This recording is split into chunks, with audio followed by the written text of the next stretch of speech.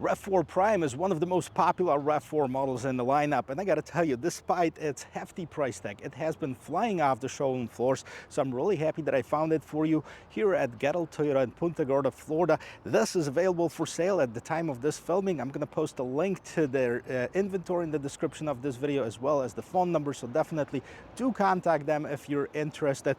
I'm gonna take you on a complete tour of this vehicle today. We're gonna check it out, exterior, interior, test drive, engine, the whole 9 yards.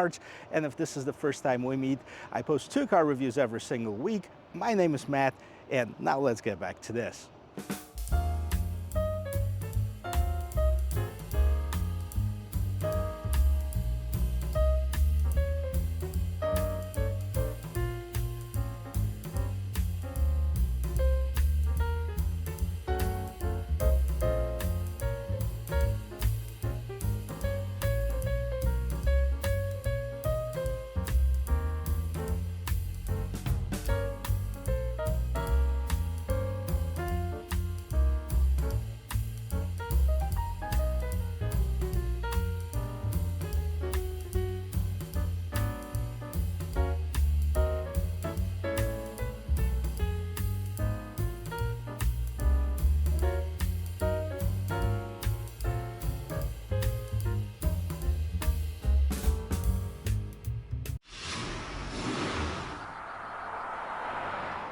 When it comes to Rav4, it has been one of the most popular compact SUVs in the world. And believe it or not, it has been around since 1995.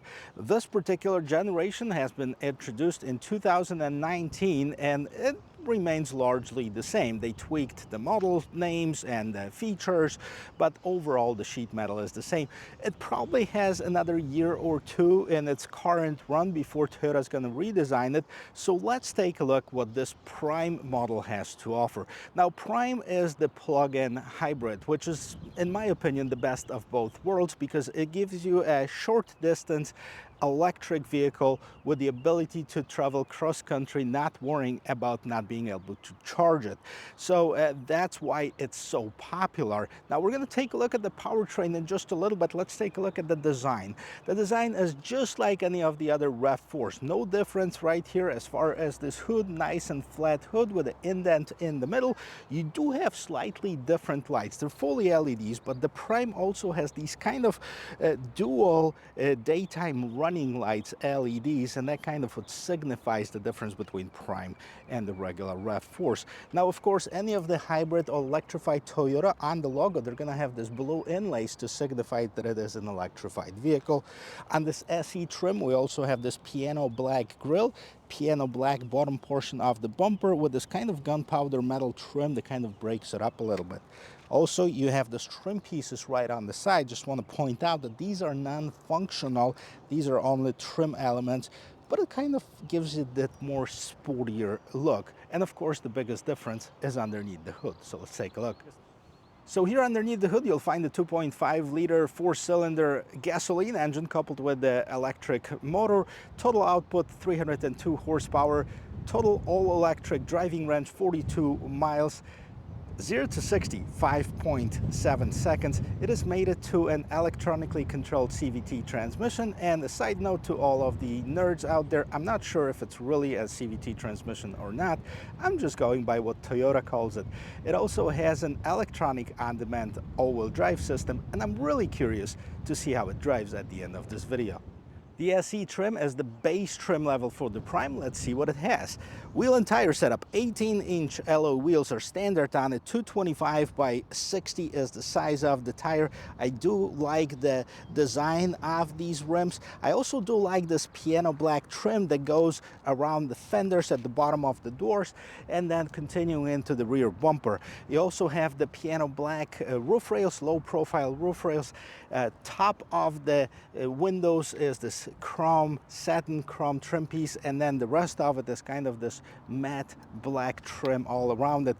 If you look at the mirrors, you do have the top of the mirror with the same color as the rest of the car. You also have the turn signals, blind spot assist. You do have the smart entry system for this vehicle. As you can see, I just locked it, and it is an all-wheel drive, so you have this all-wheel drive trim piece. It looks like it has a lot of room inside, but before we see inside, let's check out the back. And right in the back, except for the badging, you probably won't find any differences between this and the regular RAV4. You still have the same combination lights, which, you know, if there is one thing that I would like to change on these is to make them full LEDs. So while the taillights on top are LEDs, these are incandescent light bulbs for the reverse lights and for the turn signals. I do like this gate spoiler. It does have a third brake light in here. You do have the exposed wiper. Again, I wish this was kind of hidden underneath it, out of the elements, and keep it clean. Now you do have this Toyota with a blue inlay signifying the electrified vehicle. SE is the trim that we have right now, Rav4 Prime, and the bottom of the bumper is all black, piano black. Now you do have the exposed exhaust, so you do have dual exhaust on this vehicle, 302 horsepower, nothing to sneeze at. Now it does have the power tailgate. Let's check out how much room we have inside. So before we take a look at the cargo space, let's take a look at right on top of here. So you do have this power gate button over here. You also have two handles if you wanted to pull it down. And then over inside, you have quite a bit of cargo space. On the right-hand side, you also have the power outlet as well as some illumination for that cargo space. This particular one has added cargo net, cargo cover. It does have a charging cable right here that you can plug into your household outlet, and underneath here you do have the temporary use spare tire. So quite a bit of room, right? If you wanted to take advantage of the folding seats, you do have the 60/40. By the way, this is how the cargo cover retracts, so you wanted to pull it out, that's fine. You can also take it out completely, right so, and then we can fold down the seats, creating this much more cargo space inside. So if you're wondering if there's any room in the back of this vehicle, I gotta tell you, it does have quite a bit. Now, I'm 6 feet tall. I have this front seat adjusted to my regular and comfortable sitting position, and I'm barely touching my knees to the back of the seats. Now, I can easily move it about ½ an inch to fix that problem, still be quite comfortable in the front. And I do have a whole lot of headroom right here. Now the seats are cloth, but they're fairly comfortable, and the interior is plain but functional. On the rear door panel, you have the door handle, you have the window controls, the rear heated seats. Now this is not a standard equipment on the SE trim. It has been added as a part of the package. You also have this trim piece over here, kind of breaks up all of that black right over here. Now what's nice about it, it does have this nicely padded armrest, but everything else around is a hard plastic. You do have this Rav4 branded speaker, and then let's jump inside. Now the seats, like I said, they're comfortable, they're fabric seats, there's nothing too crazy about it, a very subtle design on it. And in the middle, of course, you do have the console with the cup holders. In the middle console in the front, you do have vents, as well as you do have two USB type C ports right at the bottom here. So this is a nice thing to have. You also have the seat back pocket and the passenger seat, but not in the driver. Let's check out how the door sounds when it closes. Boom, pretty nice and solid. And let's take a look at what we have on the front door panel. All right, so let's see if it's any softer than that. So you still have this hard plastic material kind of all over, with the exception of this armrest. And you do have the window mirror lock controls, and then again the Rav4 branded speakers. And then you have a little bit more storage and the cup holder or bottle holder right inside of there. Now the driver's seat is powered, the passenger seat has manual adjustments, and here's how the seats look. You have a little bit of a red contrast stitching on it, which we haven't had in the back, so this is a front seat option only. The seats are nicely profiled, they're very nice and comfortable. Let's jump in, let's see what we have there. So here we are on the interior of this 2023 Rav4 Prime. It looks good, right? It does have pretty much the same interior as the non-Prime Rav4. So we're going to go through some of the features in just a little bit. I want to point out a couple of things that we have on the left-hand side of the steering wheel before I close the door. So you have the dimmer, you have the automatic headlights, you have this heated windshield elements right where the windshield meets the glass, so it can heat it up and not freeze to the windshield. And now you have the heated steering wheel, which is an option, and it does have the automatic gate or the power gate opener. Now you also have a little cubby right here, a shelf that you can put some stuff over here. And let's start it up, get some air conditioning going. So you do have the power button right on the side.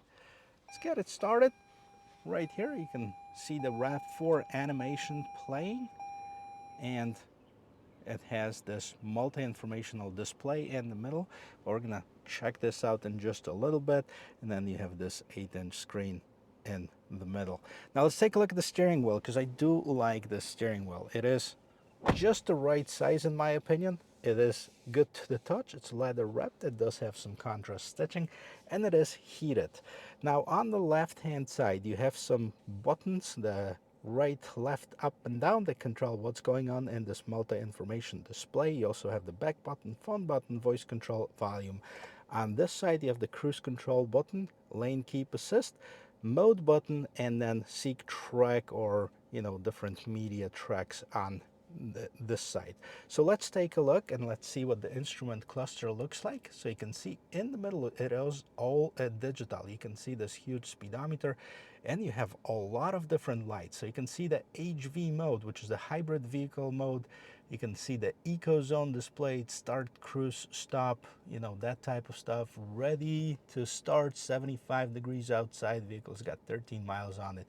On the right hand side you can see the battery is not fully charged. As a matter of fact, is in the zone, which we probably won't be able to check out the electric vehicle only range, but it is there. And then on the left hand side you can see what are we doing, right? Is it charging? Is it giving you power, eco, etc.? By the way, it does have the onboard 6.6 volt charger, so this is an interesting feature. And then let's move on to the infotainment system. So this is the new software for Toyota. Now it does have quite small screen, which is an 8-inch screen. Well, a lot of Korean competitors came up with the 10.25-inch screens, or some of them 12.3-inch screens. And Toyota kind of sticks with the smaller ones, at least on the RAV4s. Now they have bigger ones in some of the other models. So let's select English. So I connected my phone, and it does have the Android Auto. So as you can see, it does have the map from Android Auto. If you wanted to have it from Toyota, you have to purchase a subscription, but you can have the Android Auto with it, and it is wireless. It's actually very easy to set up. Nice, colorful, bright display. Let's go back to the main Toyota screen and see what else we have. So you have the media button, so phone. Let's see what's in the car setup, so you can see the trip information. Right now you have the trip range of 256 miles. History, obviously the vehicle has 12.6 miles per gallon. It's the latest, but it only has 13 miles, and it's probably been idling most of that time. And let's go to settings, so you can set up your personal info, Bluetooth devices, general notifications, display, sounds and media, voice search, vehicle customize. I want to go back to the vehicle and I want to see something. So let's go back to the, oh, here it is. This is the energy flow right now. And let's see, I'm going to hit that accelerator. So see how it changes right now. And it shows me that the vehicle, this is your combustion engine, right? And this is where the energy is coming from, and it's charging the battery right now. So that's what we're doing. Charging schedule, you can set it up.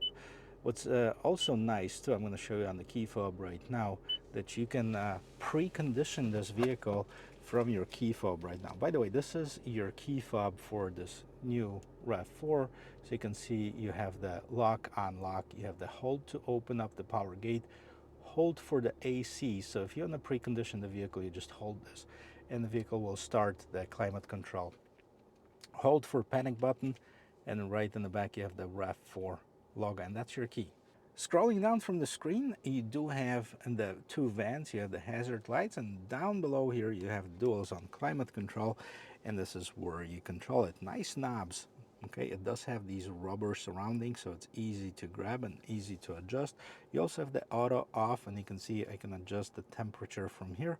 Also a bunch of shortcut buttons. This is for all your climate control. You do have the front heated seats, and you can turn off your traction control down here. you do have the USB Type A and the 12-volt power outlet here, and a little bit of storage. There's no wireless charging on this one, and I do like that Toyota didn't go with the weird shifting lever here, that they have still the regular one. Let's put it in reverse so we can check out the rear view camera. Here it is, and it starts that droning noise when you put it in reverse, so people kind of will hear what's going on. Anyways, so here's your rear view camera. It does have decent quality. It does have the active trajectory lines. And really, that's pretty much it. You have two different angles, and that is your rear view camera. So let's go back and see what's going on here. First of all, put it in park so we don't roll. And you also have the sport mode right here, where you can adjust the gears manually. This is the plus and minus. Now this is your drive mode selector, and by the way, you do have several different drive modes, which you do have the sport mode, you have the eco mode, and you have the trail mode right over here. You also have the auto EV or HV, which is the hybrid vehicle, and if you want to just change to hold between the EV or hybrid vehicle mode. Let's set it up in auto. Right now the battery is low for the EV mode, so we're not going to be able to test it out. And then right here you have these massive cup holders. More storage and more charging, more USB.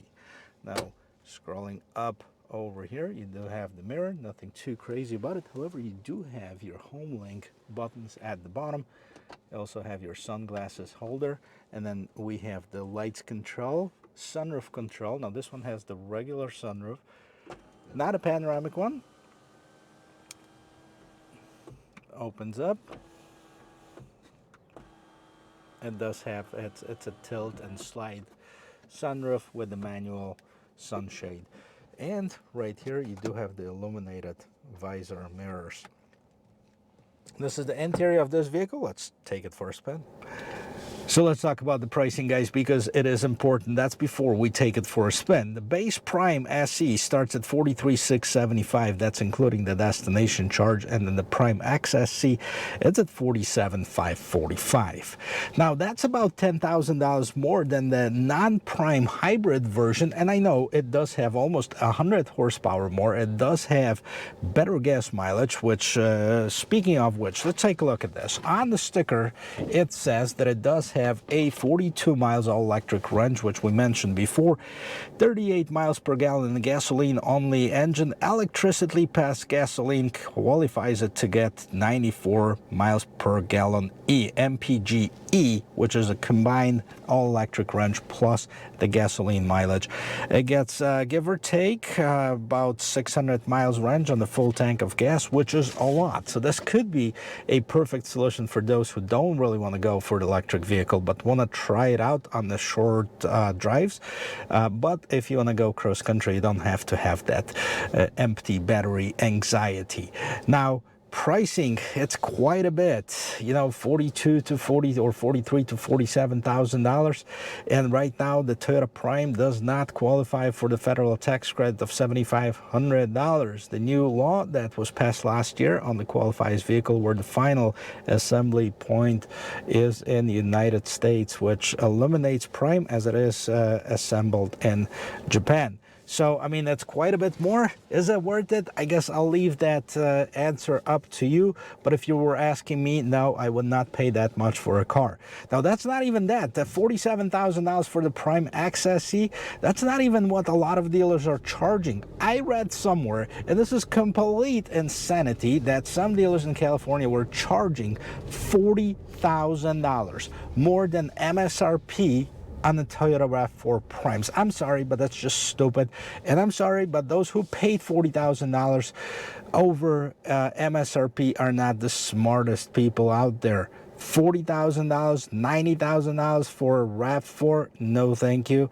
I think there's a lot more vehicles that are better at $90,000 than the Rav4 Prime. Not to say that it is a bad vehicle, it's just not worth the money. I think the regular hybrid gets good gas mileage, and you know, I think it's you know, at $33,000 versus $43,000, it's about $10,000 difference SE to SE. I probably would go for the regular hybrid.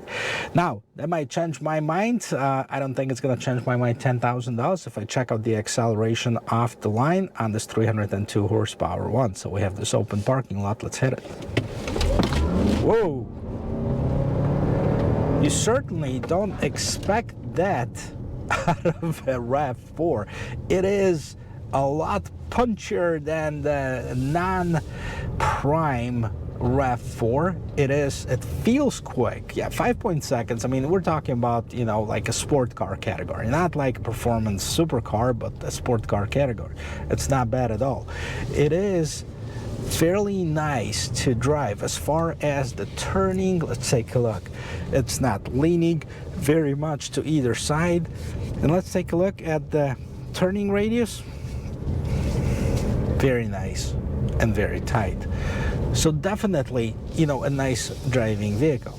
Now with that said, will I still change my mind? Will it change my mind at $10,000? No, but it is nice. So while driving it, the battery is recharging, and then you of course have those different drive modes. So you have the hybrid mode, electric mode, sport, eco, trail, and normal. And this is what you can basically switch between. Well, I'm going to put it in the sport mode. The only difference on the dashboard is that it turns the outside of the speedometer into red, which gives you that more sportier look.